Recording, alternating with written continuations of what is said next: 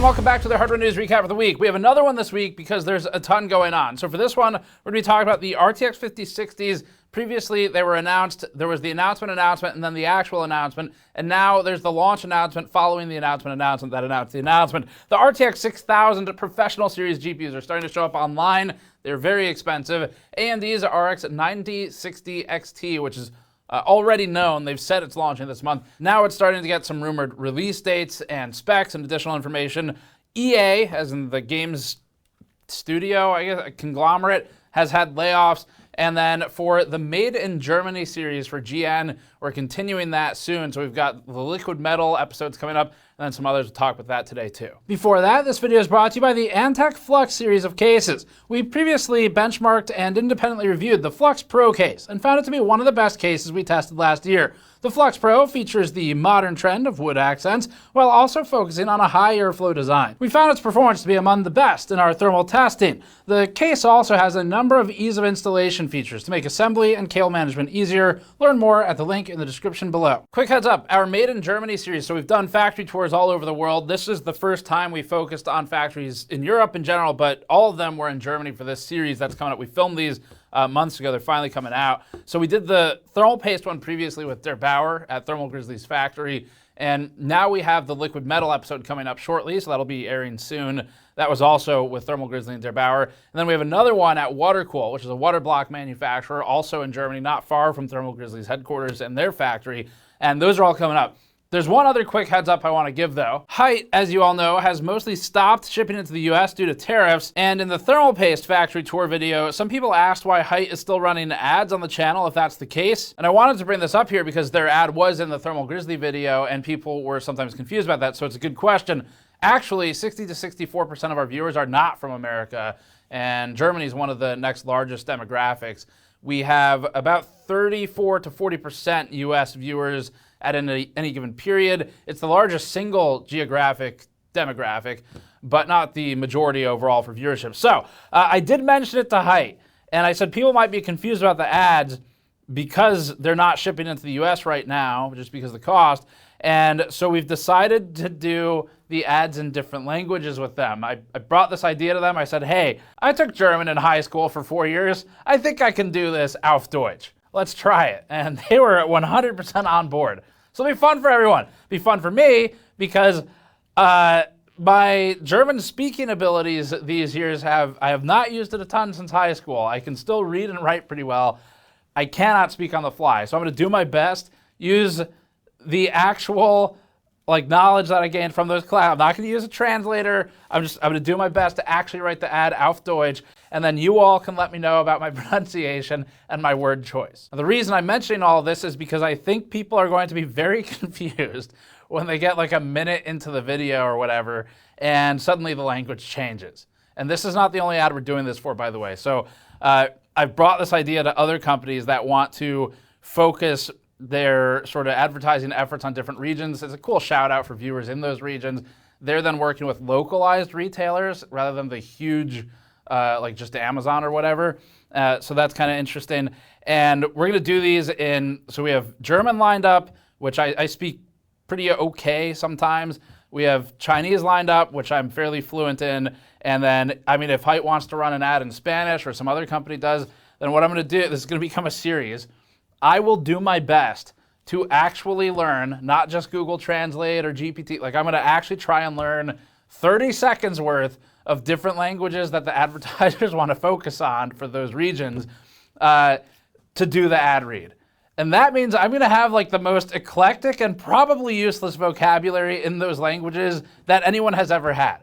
Like, if I have to learn some Spanish for an ad, I'm going to be able to say things like computer case, LCD, RGB, which I assume is RGB, but you can let me know in the comments. That'll be my first word. And fans or something like that. So it'll be fun. It'll be different. But it's also a way to kind of adapt where some of the companies they're just focusing on different regions. And so this is our way to adapt to that as well, and their way too, so we can continue to kind of run the usual ads on videos and keep things flowing. So anyway, the videos for the Made in Germany series are getting finished now. They're really cool. There's some awesome factory stuff in there. Liquid metals it's such a chemical process. It's very different, something for us to film that's not so purely mechanical in a factory, so I'm excited about that. And that series, again, will have ads auf Deutsch, so don't be too surprised by it. Like I said, German's a little bit difficult for me these days, but I'm going to do my best. And then 如果还要中文的广告应该容易一点. So that should work out too. All right. And also a shout out to our viewers around the world as we start to do these. I'm looking forward to your comments as you help me learn whatever language you may speak so that I can continue to refine my very computer-centric vocabulary. All right, as a quick separate note, our B-Stock mod bats got stocked earlier this week. They are at $70. They're still selling. They've been doing pretty well. If you want to grab one, there's a decent amount of stock.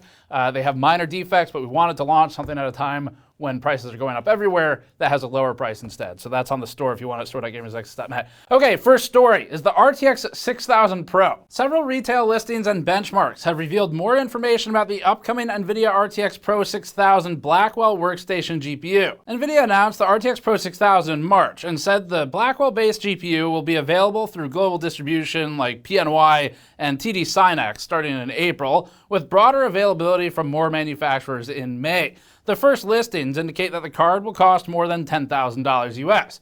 Tom's Hardware reported that a UK-based retailer, Scan Computers, has PNY branded cards for £7,860. And in our efforts to continue representing different audiences and languages around the world, because we're talking about British pounds here, I'm going to switch to their language. 1 second.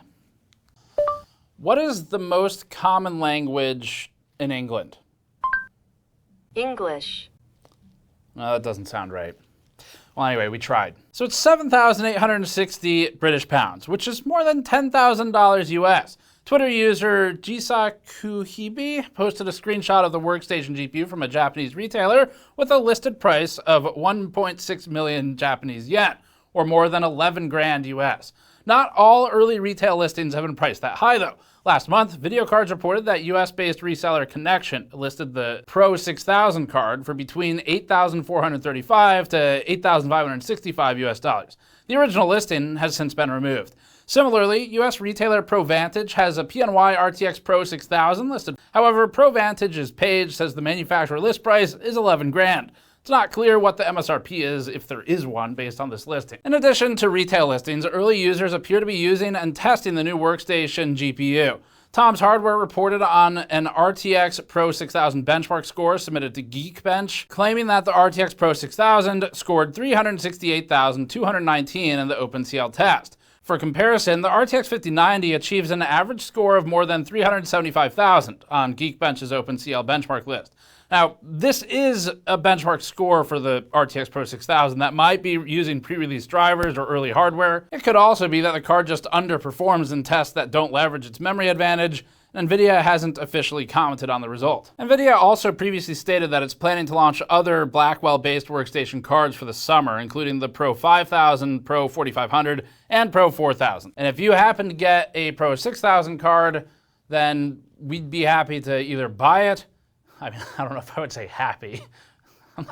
Happy's probably stretching the use of the word, to be honest. I would buy it, and we would make a video out of it.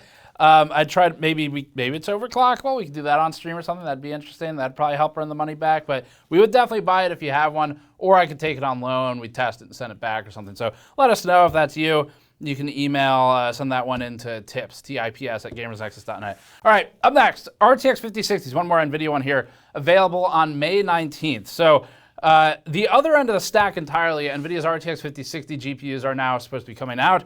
They are launching on May 19th, and the company already announced these. We're not sure if they're going to send out review samples yet because we got this formal launch date prior to receiving any word from NVIDIA about potential review units. It is their right to send them out or not send them out. We will do our best to get one I mean, I'll probably just buy one in Taiwan, honestly. We're going to be there when it launches. It'll be very easy to get them. So anyway, that's the plan. I don't know if they're going to send out review units. Maybe they will. It'll just be under the wire or something, but let's talk about the card. NVIDIA announced that the 5060 GPUs will be available from retailers, SIs, and partners starting on May 19th. It says for $300. Laptops with 5060 GPUs will also be available on the same day, with those prices starting at $1,100, obviously including the whole rest of the laptop. According to Notebook Check, Best Buy listed the first 5060 card for sale, which was a PNY 5060 GPU with a price of $300. We couldn't find another 5060 listing in our checking. NVIDIA compares the 5060's gaming performance to the RTX 4060. The company claimed that the 5060 will offer, quote, double the performance of the previous generation 4060 in games with DLSS 4 multi-frame generation, end quote. Because, of course, they would claim that. This is a continuation of NVIDIA's insistence that the cards are compared with frame multipliers that exist on one and not the other. So just be aware of that. Those numbers are extremely misleading. It is not a like-for-like scenario. We talked about the like-for-like scenarios. They did provide one with Delta Force when we covered the announcement of the card. So there is a number out there, but this, generally speaking, they're leveraging MFG with multipliers against the frame rate and then normal FG at best on some of the preceding cards. So it's not a fair comparison. In March, NVIDIA said that DLSS 4 with multi-frame generation is now available for more than 100 games and apps. But again, it is very limited to the amount of cards that it's on. NVIDIA launched the 4060 2 years ago with the same $300 MSRP as the 5060. The 5060's May 19th launch date is one day before Computex officially kicks off on May 20th, although the show will basically start before that. NVIDIA CEO Jensen Huang will deliver the first Computex keynote on May 19th. Up next, speaking of, it feels bad to say, but like air quotes, low-end GPUs, the 9060 XT listings are starting to appear. The card's official, we know it exists. AMD has said as much since basically they announced the 90 series, 9060, 9070 series. We're just waiting for them to finalize the specs, but it's starting to show up online. According to Video Cards, a retailer in Brazil listed a Gigabyte Gaming OC edition of the rumored 9060 XT. The retailer, called Terabyte, selling Gigabyte cards, seems like a power play, included some of RX 9060 XT specifications, but did not reveal the card's pricing or release date. Video Cards recorded the 9060 XT's specs before Terabyte removed the Gigabyte listing. Video Cards said the Gigabyte 9060 XT will have 16 gigabytes of GDDR6 memory sold by Terabyte, and it'll have a single 8-pin power connector and 2048 stream processors. Now, there's been discussion of 8 gigabyte cards from AMD coming up as well. And beyond saying that they're going to launch cards in May in this 9060, 9060 XT type series, AMD hasn't really given any official information yet on the specs or the date and the time. I don't think they've stated, but you could predict it given Computex with their keynote. So benchlife.info reports that AMD is expected to launch the 9060 XT on May 21st, which would be kind of in the middle of the show, and AMD's Computex keynote is also May 21st. Now, from our own side, just to jump in here, that'd be a kind of weird time to launch a card. They've done it before. NVIDIA especially has launched cards in the middle of events. Normally, they want to do the reviews just before or just after the event, because otherwise it's going to get buried. So everyone's trying to post like 3-4 news videos a day. If there's a random GPU review, that kind of demands, it's like 30-minute long deep dive type of thing, that demands more time, more focus. So my guess is that it's going to come out either before or after Computex. The keynote will be the time that they talk about it, though. Up next, Electronic Arts has conducted a mass layoff. Bloomberg reports that between 300 and 400 people were let go, roughly 100 of those being from subsidiary Respawn Entertainment, which has made Titanfall. Responding to the cuts on Twitter, Respawn wrote, quote, "As we sharpen our focus for the future, we first start with sharpening the axe." Oh, no, wait, it doesn't say that. Correction, we've made the decision to step away from 2 early-stage incubation projects and make some target team adjustments across Apex, that's a hell of a way to say it, just say it laying people off, across Apex Legends and Star Wars Jedi. These decisions aren't easy, and we are deeply grateful to every teammate affected, which is why we're telling them to get the f*** out. Oh no, wait, that was between the lines. It doesn't say that either. It's kind of like right in between the lines of the quote. Their creativity and contributions have helped build Respawn into what it is today, end quote. Bloomberg reports that one of those canceled projects was an extraction shooter set in the Titanfall universe. This follows recent rumors of a Titanfall 3 game, which are now squashed, basically. Titanfall has a very active, smaller following that's been waiting for games for years now. Apex Legends has kind of gotten that focus from the team that made Titanfall, and there were recently discussions about a Titanfall 3, and it sounds like that's over. So I liked Titanfall a lot as a game back when we tested it. I played it. That was one of the more fun ones. Pretty unique shooter. But anyway, EA is no stranger to layoffs. Last year, it let go of 670 employees. And as usual, we expect the acquisitions and layoffs will continue until the shareholder value improves. Up next, Giant Bomb implodes and Polygon gets sold. Implodes. We probably should have said explodes.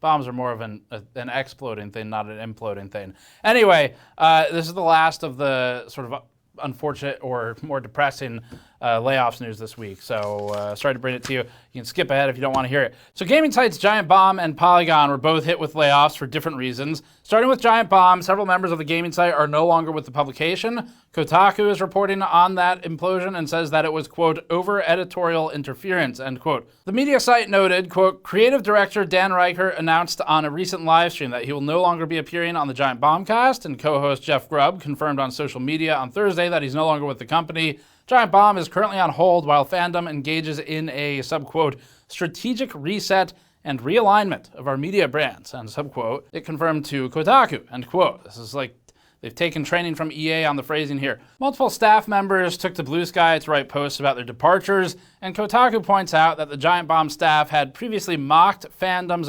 brand safety concerns, which may have contributed to the departures. In an email to Kotaku, fandom wrote, quote, as you know, we've temporarily paused the Giant Bomb live streaming, and that content is currently available on demand for our audience, end quote. Fandom added to Kotaku, quote, we understand this programming pause isn't ideal for our audience, but is part of a strategic reset and realignment of our media brands. We have some creative ideas for the future of Giant Bomb that we're actively working on that we'll be able to communicate more about soon, end quote. Moving on to Polygon, Vox Media, which owns it, ended up selling it to Valnet, which we're not familiar with. Valnet owns 27 brands.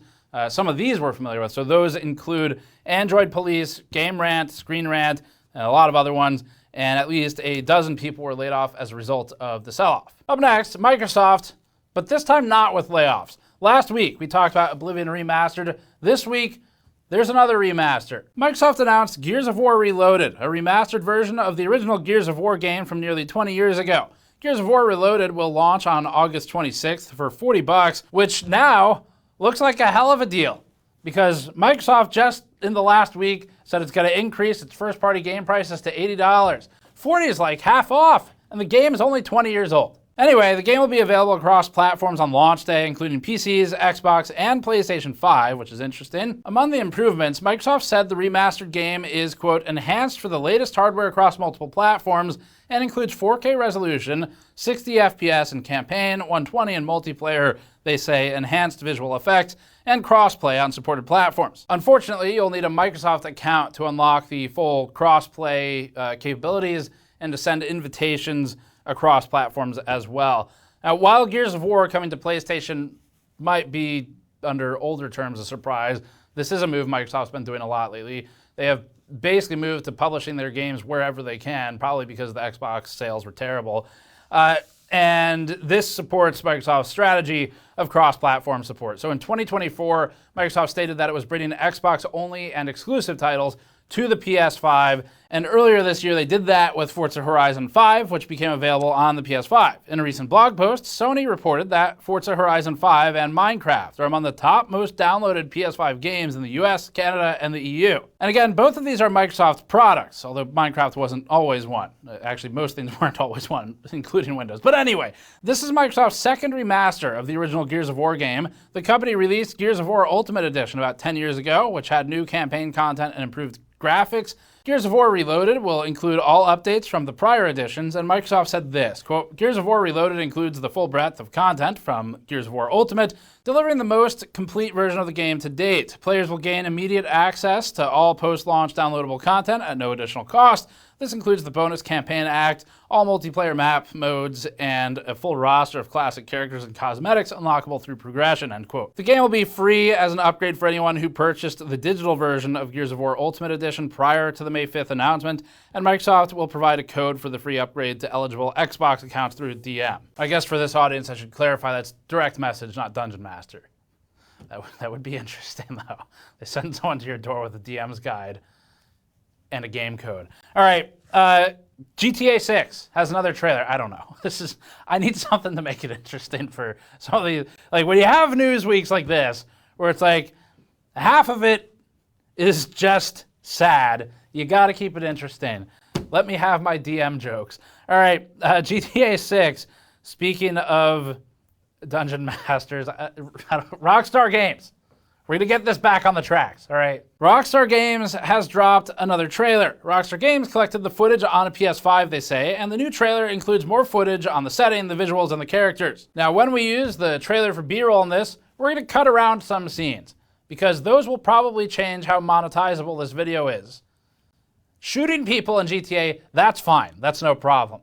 It's just the other stuff that they might flag the video and reduce the monetization. Anyway, the new trailer includes more stuff. GTA 6 will return to Vice City in the US, the same setting used in 2002. Rumors have indicated that Rockstar is spending the extra time refining animations, movements, and they've allegedly focused particularly hard on getting multiplayer in a good spot for launch. Rockstar's GTA Online became a cash cow for the company and allowed it to make literally billions of dollars between the copies sold and the online purchases. The new trailer looks like it has some ray tracing effects, maybe. It has some of the windows and puddles. It could be localized reflections, but they look like RT. And overall, it has far more complex graphics than GTA 5, which is exciting from a benchmarking standpoint whenever it comes out on PC. We're looking forward to testing that for performance and for optimization like we did back in 2015. Rockstar will release GTA 6 on May 26th, 2026 for the PS5, Xbox Series X and S. And while it mentions those dates, it has not mentioned a PC release date yet on its GTA 6 site. Probably because it's better to sell the game lots of times to lots of different device owners. That's what they've been doing. This is actually consistent with the release schedule in the past, like with GTA 5. And I want to say Red Dead 2 might have done that as well, where it did, I think, the Xbox and the PlayStation first, and then the PC like a year later or something. The second GTA 6 trailer has already been viewed more than, at the time we're writing this, 35 million times.